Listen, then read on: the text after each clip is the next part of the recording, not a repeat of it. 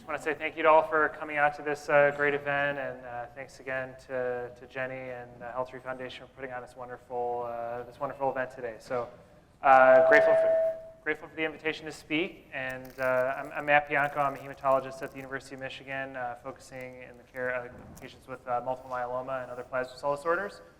So I've here with the great pleasure to talk to you about some of the most exciting treatments that I think we have that are new and exciting for myeloma. And this is the topic is the evolving world of immunotherapy for multiple myeloma.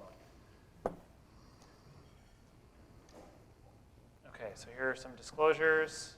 So just to kind of cover some of the things we'll talk about, I would like to provide an introduction to immune therapy. What is immunotherapy? Why is it important in cancer therapy?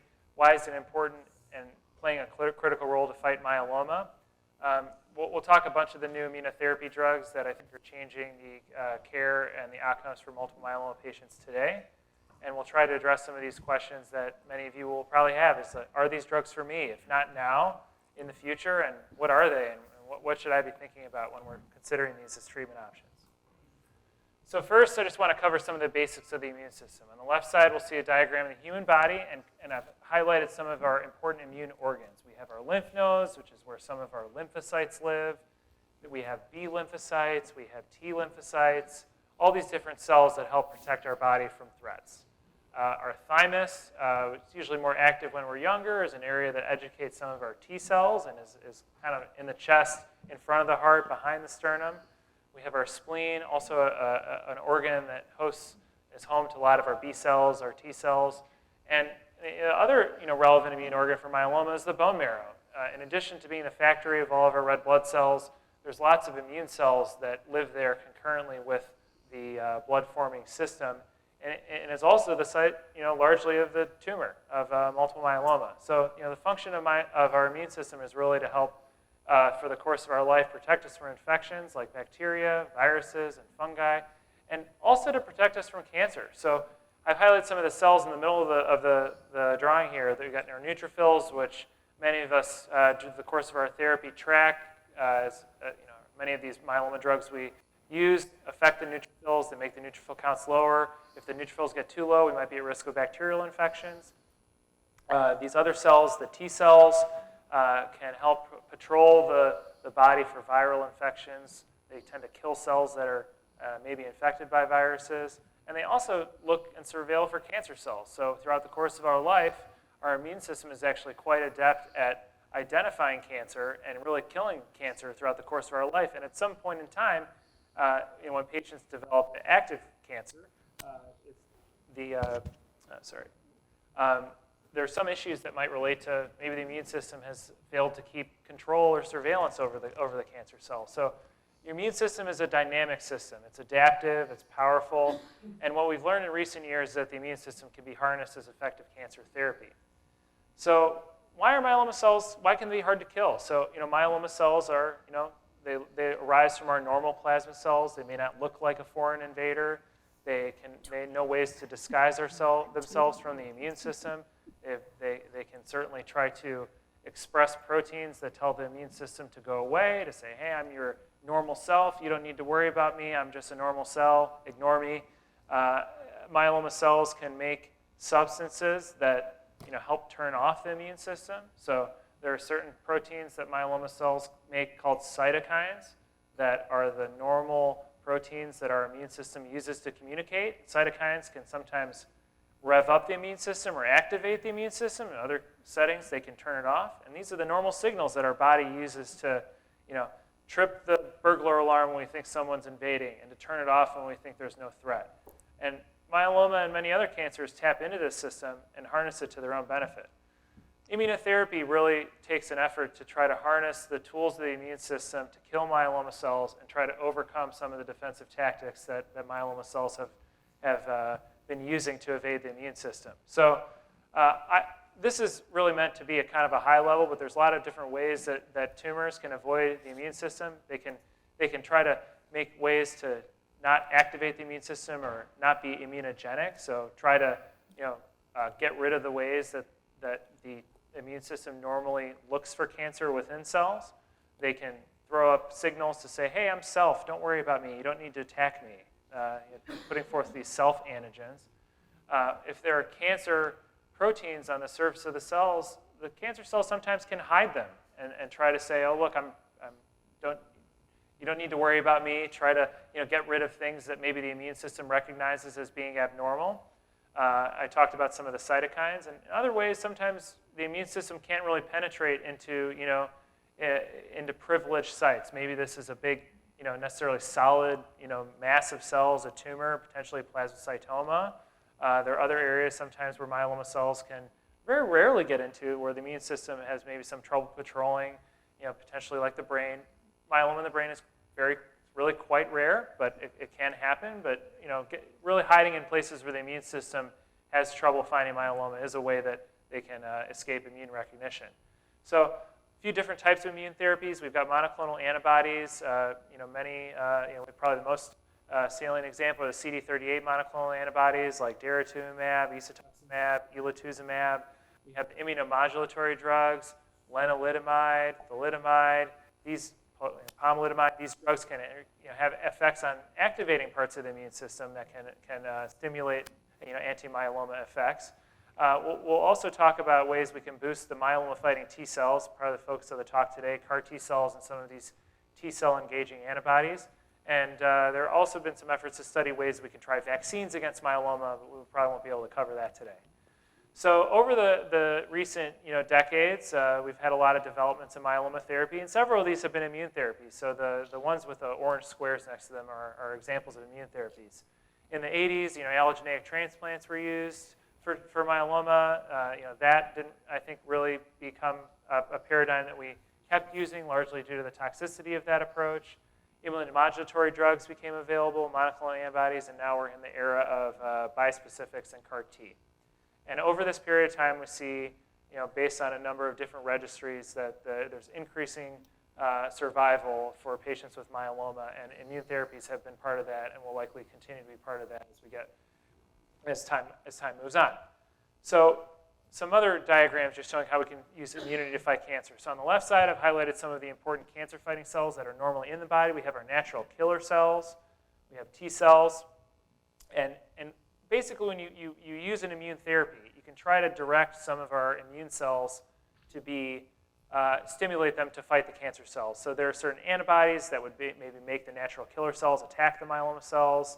Daratumumab, elotuzumab can do that. CAR T cells make an effort to program the T cells to go find and fight the myeloma cells, to look for special proteins that the myeloma cells have on their surface, and to really almost turn these T cells into kind of heat-seeking missiles. So they look for the myeloma cells specifically, or look for cells that express a certain protein.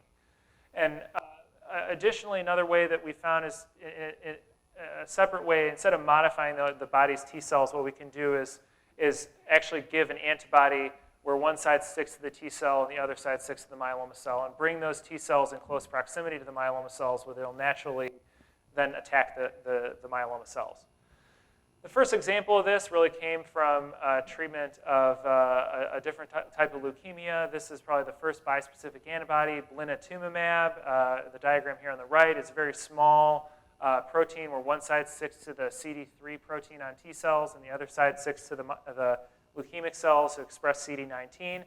And this was, I think, the first example. A very hard drug to give. It requires sort of continuous infusions. Patients have to come to and from clinic to get their bags of drug changed. But really, I mean, the time from when this initial paper was published was in around the year 2000. Here we are in 2024, and it's taken sometimes decades for this technology to percolate from one disease type to another. So I wanted to spend some time talking about immunotherapy targets, because I think this is very important. So really, when you're trying to identify which cells you want to kill, you want to identify a certain protein that's present on the bad cells, but not on the good cells. If you want to just get rid of a protein that's only in the bad cells, that's probably a pretty good immunotherapy target. It means when you kill all the cells that have this protein, that you're mostly only killing the myeloma cells and not other cells. So a good example of this that's been highly taken advantage of in recent years is this protein called B-cell maturation antigen. It's a protein that's on the surface of the myeloma cells. It's a survival factor. meaning that the cells really like having it around. It helps them grow, it helps them divide, and we find that it is something the myeloma cells take advantage of. So there's more BCMA on the myeloma cells compared with the normal plasma cells. However, it's important to note that there is some BCMA on normal plasma cells. So when we give BCMA-directed therapies, we're not only killing myeloma cells, we're also killing some of the normal cells, and that relates to some of the side effects. Additionally, the other protein that's a target that we'll talk about today is called GPRC5D. It's a G protein-coupled receptor. The function of it isn't really known. It is expressed not only on the myeloma cells, but has also been found to be expressed in the skin, in the nails, in the mouth, in the hair follicles, and that is relevant to some of the side effects we'll talk about with the drug that targets GPRC5D. But the important part, I don't want to go too much more in depth here. There are some other targets that are being looked at. However, these are probably the most salient and relevant ones to myeloma care today.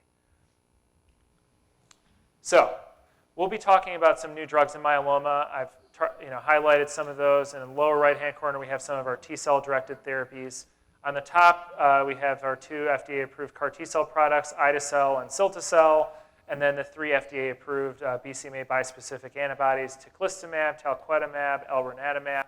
And there are a number of other bispecific antibodies that are also in clinical trials, which are not listed here. So there's a whole program trying to expand the list of options that we have available to us. Additionally, there are some other CAR T-cell products that are also in development. So this is just what we have available as of today on the market. So I'd like to start talking about CAR T. When do we think about using this therapy, and in whom? It's a complicated decision. It's currently approved in patients who have relapsed multiple myeloma after, one of the products is approved after 1 prior line of therapy, the other product is approved with two or more prior lines of therapy. Until before this year, it was only really approved in late, heavily relapsed myeloma. So since, based on the results of some trial data that I'll show you, it's now become available to us earlier, which presents some challenges of when we need to decide to use some of these potent treatments. So how do we decide when to choose a particular type of treatment? We need it in the clinic. We take into account a variety of different things. What's the clinical nature of a person's relapse? Is it aggressive? Are they having symptoms from this or not? Do they have presence of a tumor of plasma cells called plasmacytoma, which might affect the type of treatment decision that we might make? What are the side effects patients had in the past? They have neuropathy from prior treatment. Do they have comorbidities such as like heart or lung issues that might make it hard for them to tolerate side effects of immunotherapy? What do their blood counts look like? And maybe the past treatment history. What sort of treatments have they used before? If we've used a BCMA immunotherapy before and a patient has a relapse later, should we be thinking about a BCMA immunotherapy again? Some of these are unknown questions, unknown answers, but there are things we kind of have to think about when we're meeting with patients face to face, when we have relapsed myeloma and we're trying to decide, what do we do next? These are all factors. Lastly, patient-related factors like frailty, fragility, how mobile a patient is, how strong they are, really trying to help us predict how well a patient might weather side effects that come up during the course of treatment. This isn't unique to CAR T cells or immunotherapy, but I bring it up because it's important to think about when we're thinking about the unique side effects of CAR T and immunotherapy. So naturally, there's some efforts to try to, many people know about transplants. What are the differences between CAR T and transplants? Are all people that are eligible for CAR T eligible for transplant, and vice versa? So in both products, we collect cells, we take them, we store them, we give them back to patients. CAR T cells are modified in a lab. Before patients get each of these treatments, we usually give some type of chemotherapy to make room for them or to prepare the body. In the case of melphalan, really the goal is to kill the myeloma cells and then to support the body's recovery from that treatment. However, in this case, the cellular therapy is actually what we're giving is the item that's meant to have intent to kill myeloma cells. CAR T cells really now after one relapse, not necessarily multiple relapses, and the side effects can be cytokine release syndrome and confusion in the setting of CAR T. So other issues that are very important to consider, timing. So CAR T is not something, if we decide we want it today, that we can get tomorrow. Obviously, it takes time. You need to be referred to a center. You need to have the appointment scheduled with the person with the physician who does CAR T. We need to determine the patient's eligibility, which would include assessment of their fitness, their organ function, determining insurance coverage. manufacturing slot available? Are there limitations on slots that might be available? Is there room in the part of the hospital where we collect the cells? They need to get a catheter placed to collect the cells safely, so the procedure to get the catheter to the line, and all this stuff takes time. And if we think about how long this takes to get all this stuff put together, it can take 8 to 12 weeks or more from the start to the end of this process just to get to the door of getting CAR T cells. Myeloma doesn't often wait around very well. So you need to think about having a good treatment option to make sure your disease is under control throughout this whole period of time. So when you're deciding about this complex treatment, you need to think about a variety of factors of how we get a patient to the CAR T center while also keeping the myeloma under control while the CAR T cells are being prepared. So from the time that the cells are collected, which is apheresis, that can be 4-8 weeks until we get the CAR T cells back with the CAR T cell products that are currently available. Most patients do need bridging therapy. When we use CAR T cells in earlier lines of therapy, generally patients have had less treatment, so there may be more treatment combinations available to them, which means that there are more options to get them to the CAR T cells with their disease under good control. I think some real challenges here that were borne out in some of the trials is that if you have someone that has a resistant, rapidly progressing myeloma, this timeline sometimes doesn't work for everybody. And it can be challenging to keep things under control while we get to CAR T. And sometimes being able to pull an effective option off the shelf can be useful. And this is something that I think bispecifics could play a role for, but it's complicated. So we talked about some of these eligibility issues, what prior treatments they need to have before they're considered for CAR T, some patient-related factors, do we need immediate treatment? So I tried to sort of summarize some of these into the good, the bad, and the ugly for each of these, because I think it maybe is good to kind of categorize some of these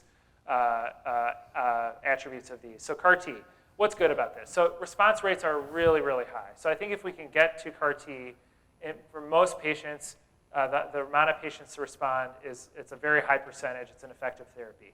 We do see that in the first relapse and second relapse and beyond, the recent trials have showed that there are benefits for CAR T over our usual available treatments. If you compare patients who get CAR T versus those who just get the standard treatments without CAR T right then, the patients who get CAR T tend to do better overall with time. And another strong attribute of CAR T is it's like a living therapy that stays in you. So you don't necessarily need to get ongoing treatment. You can get your CAR T cells, go home. You don't need to get continuous infusion of T cells because the T cells that are the CAR T product continue to be in you. And treatment-free intervals are really important for our patients and is a strong attribute. So the CARTITUDE-4 trial looked at use of cilta-cel, which is also known as CARVYKTI, and they compared it to some standard regimens. Patients with 1 to 3 prior types of treatment were eligible for this therapy. They had to be refractory to lenalidomide, and they could not have had prior BCMA therapy or CAR T. So patients were followed. The primary goal of the trial is to measure the amount of time from the time they started this until the disease until they had progression and the progression-free survival time. So they were also followed for their overall survival, how deeply they respond in terms of MRD negativity, patient-reported outcomes, quality of life, and the side effects. So recently in Rio de Janeiro, in the last few weeks, there's an update to some of the data showing that there was an overall survival benefit for the patients in this trial who were able to be eligible for the trial and get the CAR T compared to the standard of care arm. It's not always the real world, though, I think is an important caveat when looking at some of the CAR T data. We do have real world data that's available for CAR T, but one of the issues that we have with clinical trials is trying to say, how relevant is this to our real world practice? Does this really reflect the diversity and the breadth of myeloma patients as a whole? And in general, this selects for a fit group of patients who have access to this trial, who have access to the medical centers where this trial happened, and so there's some selection. Right? But the data looks good, and it seems that in this setting that there was a survival benefit, which is an important, obviously important feature. We think it helps patients live longer. The progression-free survival was longer with the cilta-cel over the standard of care arm by quite a lot, and they showed a 70% reduction in the risk of progression or death in those who got cilta-cel. And the average amount of time until progression still hadn't been reached at almost about 3 years out. So I'll show this, although there's some big caveats to this too. This compares some of the overall survival outcomes and the progression-free survival outcomes with using CAR-T earlier versus later. So earlier would be in the CARTITUDE-4 trial, meaning after 1 prior line of therapy, and CARTITUDE-1 was after, I think, 4 or more prior lines of therapy. So we show that the overall survival is better if you use it earlier, but I think there's some caveats that are important to take into account here. Patients who were in the CARTITUDE-1 trial had been through much more treatment. They had run out of a lot more options. So naturally, when you have less options available, your survival time might be shorter. But this is at least showing that, comparatively, these are some of the head-to-head outcomes. And I'm not sure exactly how fair the comparison is, but the data, I think, are important to at least consider. KarMMa-3 was a similar trial looking at the ide-cel product compared with standard regimens. A key important difference in this trial was that it was after 2 or more prior relapses, so third line and beyond. Additionally, this trial had I think a really great design feature of crossover, which is to say that patients who volunteered in this trial, once they had an episode of progression, they were then allowed to get the CAR-T as part of the trial. This is a distinction from the cilta-cel trial, which did not have crossover. And so what I really want to say is we can't compare these trials head-to-head.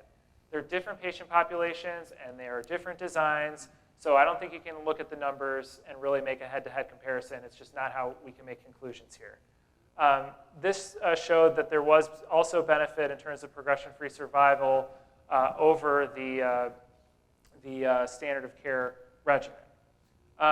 So let's talk about some of the downsides. I think these are some things that are important to consider. So CAR-T involves chemotherapy that can lead to low blood counts. It can be quite costly. They're complex therapies that require caregivers. So if you get CAR-T, you need someone who's able 24/7 to take care of you for a period of time after this procedure. Not everyone has access to that. That's hard to get. And I think that leads to some equity and access issues for CAR-T that are a problem. There can be some rare neurologic side effects that have been seen in a small percentage of patients, like Parkinsonism, cranial nerve palsies, Guillain-Barré syndrome. These are pretty rare entities, but they do happen and are important to consider, but I don't think would necessarily be a reason not to do these therapies, but are something that we have to look at with caution. A more relevant problem with CAR-T is the incidence that we're seeing of second cancers. So chemotherapy damages DNA. When you damage DNA at random, sometimes you can see development of second cancers, including myeloid neoplasms, bone marrow function problems, myelodysplastic syndrome, seen in about 5% of cases in the CARTITUDE-1 and 4 trials and about 2% of cases in the ide-cel trials. These, I think, are important things to consider, especially if we're using these therapies earlier. These are problems that can affect the ability to tolerate further therapy down the road for some of these patients. So I think need to be considered, and I think are important issues. And then rarely there have been some reports of other types of T-cell cancers, which I think are really one-off, 1 in a million, 1 in a million, but quite rare entities, but I'd say would certainly fall under the ugly. How about bispecifics? Response rates are also high. We've had promising results that are leading to trials of the bispecifics in earlier lines of therapy, either compared with standard regimens like we saw with the CAR-T trials or in combinations. One of the big advantages of bispecifics is that they're off the shelf. So if we decide we want a bispecific next week, we could arrange to probably if we get insurance approval and arrange for there's a hospital stay many times for starting the bispecifics. We arrange all the logistics of that. We don't have a manufacturing time. We can start it as soon as it's available. And I think it may be more feasible in less fit or frail patients as well compared with CAR-T. We've seen overall response rates in some of the published data for bispecifics in patients who've had 4 or 5 prior types of treatment. 60%, 70% range or more of patients are having a reduction in their myeloma numbers by at least half. And we're finding complete response rates where it looks like we can't find a trace of the myeloma cells in the bone marrow or the blood, ranging somewhere between 30 to 40%, which is, I think, really excellent for a heavily pretreated group of patients. And some of the follow-up from these shows that the average amount of time that we're seeing that it works is somewhere in the range of 12 to 18 months. But I think this is all very immature data, so we'll get more information as this process moves along, and certainly new trials will give us, what's this data going to look like in earlier lines of therapy? We don't know that yet. Side effects. So cytokine release syndrome, overreaction, it's a reaction of the immune system where they can have fevers, chills, low blood pressure. These are generally manageable. This is the reason why we have patients start the drugs in the hospitals for monitoring and treatment of these side effects.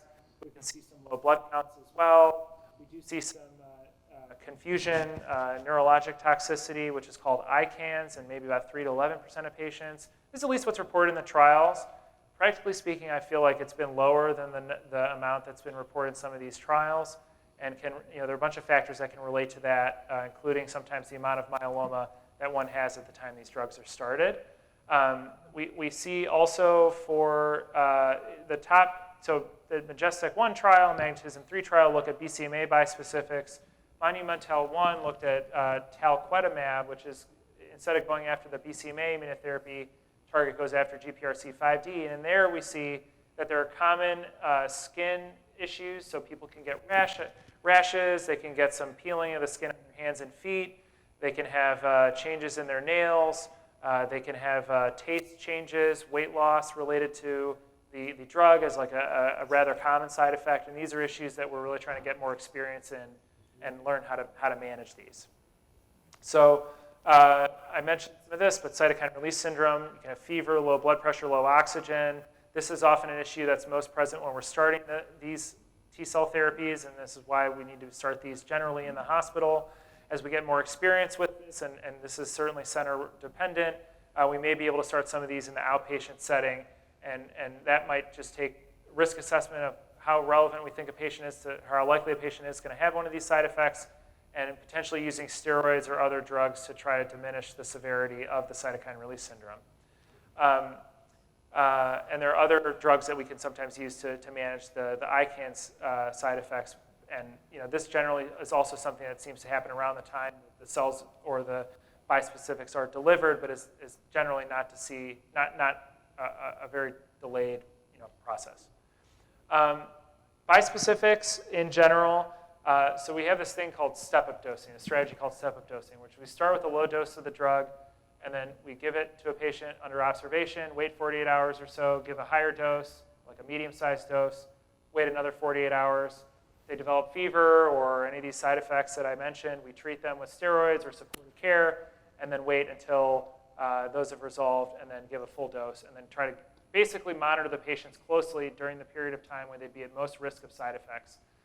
After that period is done, these drugs can generally be safely and easily delivered in the outpatient setting, but the challenge is getting these drugs started and working with centers that have a process for starting them. I think as these drugs have become FDA approved, there's a broader number of centers who are getting expertise in doing this, and this is something that is probably more going to be more broadly available to people who might not be adjacent to like a transplant center for CAR T. So I think there's some access attributes that are good with bispecifics over CAR T here. I think the optimal dosing for these drugs necessarily has been established. We're working on ways to consider de-escalating some of these drugs. So we think that we've gotten to good doses where we know that it works. However, I think where optimal dosing isn't established is to say after someone has responded, how much do they need? Could we consider decreasing the frequency of these drugs over time? Could we even consider maybe stopping some of these drugs after a patient has had a complete response? And the reason we want to really think about doing that is that we've seen that infections have been a common problem with these drugs. They eliminate the normal plasma cells, people get low immune globulins, you can be at risk of pneumonia, other atypical infections, and we generally use prevention like antibody replacement or other antibiotic prevention to try to help reduce the incidence of infections. But as long as people are kind of on active treatment with the bispecific antibodies, we think that infections are an issue that we need to watch for closely. So I think early on we're worried about getting the drug started safely with the cytokine release syndrome issues, but later on it's really about surveillance for infections and trying to make sure we avoid those wherever possible. The drugs can be quite costly, and at this point in time, they're kind of indefinite therapy. So the overall longitudinal costs of these are generally high if people are staying on these drugs for months and years. Additionally, along with CAR T, there are some patients who may not benefit from these. Patients who have a rapidly expanding myeloma, these drugs depend upon the immune system to get control of the situation. And if the disease is progressing very rapidly and there's more active myeloma cells than immune cells, or the myeloma has figured out a way to suppress the immune system, these drugs may not necessarily work. And I think there are some questions about whether or not patients with plasmacytomas might have less benefit from bispecifics compared with other therapies. And that might just be from helping the drugs get the T cells into the tumors themselves.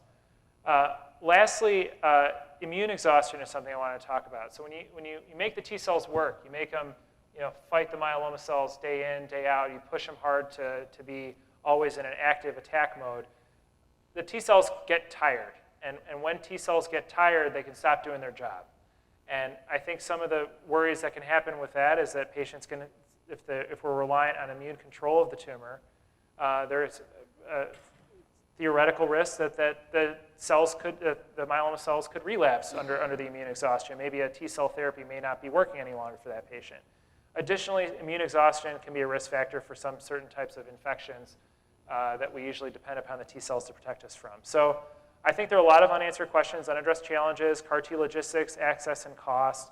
Some of the manufacturing issues that were an issue previously have become better addressed. The companies that make the CAR T cell products have improved their manufacturing processes and capacity. So we are having less of the long wait lists that we used to have, where there was only a patient or two a month at a center who'd get CAR T. Now those numbers are increasing, and we're having more likely it's to be that the capacity of the center is probably the limiting factor of CAR T cells for those centers that are already giving CAR T cells. But again, there's a limited number of centers. So I think that expanding the number of centers is something that would be important in expanding the access to CAR T. Additionally, some of the issues about how do we navigate a complex therapy and provide patients the support that they need to get to clinic, to have the support to deal with the side effects, supplementing our healthcare system to meet the needs of our patients to deliver this complex therapy is a really tough challenge. I don't know that we've figured out really to help get these cells and antibodies to the patients that need them most. We talked about sort of the issues with duration of therapy with bispecifics. Sequencing, I think, is another issue that we're encountering here. So I think some of the real-world data for CAR T cells, where we do have patients who've gotten bispecifics and then CAR T, or have gotten some BCMA therapy of one type, and then they go to get CAR T, we're seeing lower responses for some of the CAR T cells. I think naturally that kind of makes sense if you think that the myeloma cells have evolved a way to grow without the immune therapy target, or their immune system is already proven to be not well working enough to have the CAR T cells work. That's an issue. We don't know how the bispecifics might affect the manufacturing process, so sometimes we have to take some washout periods where if someone's well controlled on a bispecific, we got to pause it and give their immune system time to relax and let the drugs wash out so that we can help the T cells get to the CAR T cell factory in the best shape possible. And I think as time goes on, we'll be learning more about what's the best optimal plan for treatment. So I think there's a lot to discuss here, certainly more than I had time for today, but we could probably fill a whole day with this topic. But I think my conclusions, I think we're firmly in the era of immunotherapy for myeloma. It is extending into every line of therapy. The immunotherapy is likely something that pretty much almost every myeloma patient should get. CAR T is a potent and effective therapy, but it carries important risks. Exactly when we need to use CAR T therapy in a patient's treatment journey is still not determined. Bispecifics are also useful immune therapies. They are different. They are available more quickly, but there are their own challenges that I think we don't necessarily know about how to use these drugs best yet. But I want to conclude that although I've talked about a lot of pros and cons of all these therapies, I want to say the future is bright for the treatment of myeloma through harnessing the power of the immune system. There are continued innovations in this area that are going to help us develop new immune therapies, as well as try to help our immune system respond to them. And I think we're only going to be learning more for the benefit of patients as this process continues. But certainly I think this is right now, I think, the Wild West in myeloma, and it's been a pleasure to talk to you about this exciting area today. Thank you for your attention.